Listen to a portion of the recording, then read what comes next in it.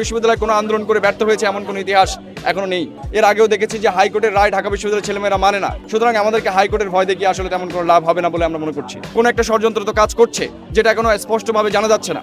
হাইকোর্টের রায় দিয়ে আসলে ঢাকা ভার্সিটির ভাগ্য বদল করা যায় না। সো আমরা শিক্ষার্থীরা সিদ্ধান্ত নিয়েছি 9 তারিখে ডাকসু হবে, সুতরাং 9 তারিখে হবেই। আমি আগেই বলেছিলাম যে ঢাকা বিশ্ববিদ্যালয়ের ছাত্র সংসদ মূলত ছাত্রদের একটা ভয়েস তৈরি করার প্রতিষ্ঠান। ফলে প্রত্যেকটি ক্ষমতাসীন গোষ্ঠীরা চেয়েছে যে এই ভয়েসটাকে যাতে করে রিপ্রেস করা যায় এবং ঢাকা বিশ্ববিদ্যালয়ের যে স্বায়ত্ত শাসন রয়েছে সেই স্বায়ত্ত শাসন পুনরুদ্ধারের চেষ্টা আমরা করেছিলাম এই ডাকসুর মাধ্যমে। কিন্তু বরাবরই দেখা যায় যে আমাদের স্বায়ত্ত শাসনে হস্তক্ষেপের একটা চেষ্টা করা হয়, 90 সালে পরে করা হয়েছে এবং তারই ধারাবাহিকতায় এবারও দেখা যাচ্ছে যে ডাকসুকে নানাভাবে বাধাগ্রস্ত করার চেষ্টা করা হচ্ছে, যাতে করে ছেলে মেয়েরা তাদের নিজস্ব অবস্থান না তৈরি করতে পারে। এবং এই ভয় থেকেই মূলত নানা ধরনের ষড়যন্ত্রের উৎপত্তি ঘটছে বলে আমরা মনে করছি। তবে আমরা সাধারণ শিক্ষার্থীরা যারা ডাকসুতে অংশগ্রহণ করতে চায় এবং ভোট প্রদান করতে চায়, তারা এই দাবি 9 তারিখেই ডাকসু ইলেকশন অনুষ্ঠিত হবে ইনশাল্লাহ, এবং আমরা এটা আদায় করেই ছাড়বো। না হলে আমরা এর আগেও দেখেছি যে হাইকোর্টের রায় ঢাকা বিশ্ববিদ্যালয়ের ছেলেমেয়েরা মানে না।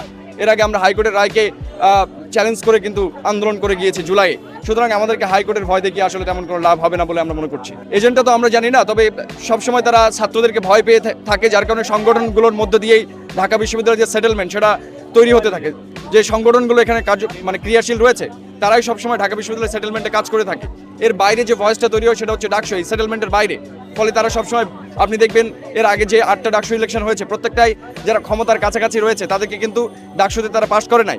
প্রত্যেকবারই তার বিপরীতে থাকা মানুষ এটা পাশ করেছে। ফলে সবারই একটা ভয় রয়েছে যে ডাকসুতে যদি এরকম জায়গা তৈরি হয় তাহলে ঢাকা বিশ্ববিদ্যালয় তাদের হাতছাড়া হয়ে যেতে পারে।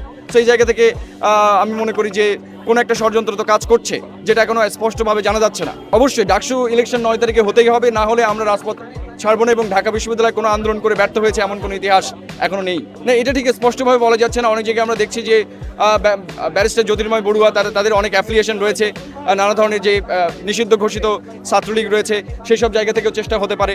তো আমরা ক্লারিফিকেশন এখনো পাই নাই। মিডিয়াতে দেখবেন যে তথ্য লোডিং মানে এখনো বিস্তারিত আসছে। সো বিস্তারিত যেহেতু আমরা এখনো জানি নাই, সো কোনো পক্ষকে আসলে আমি দায়ী করছি না। তবে আমি মনে করছি যে হাইকোর্ট আমাদের স্টুডেন্টদেরকে কখনো দমিয়ে রাখতে পারে না। হাইকোর্টের রায় দিয়ে আসলে ঢাকা ভার্সিটির ভাগ্য বদল করা যায় না। সো আমরা শিক্ষার্থীরা সিদ্ধান্ত নিয়েছি 9 তারিখে ডাকসু হবে, সুতরাং 9 তারিখে হবেই।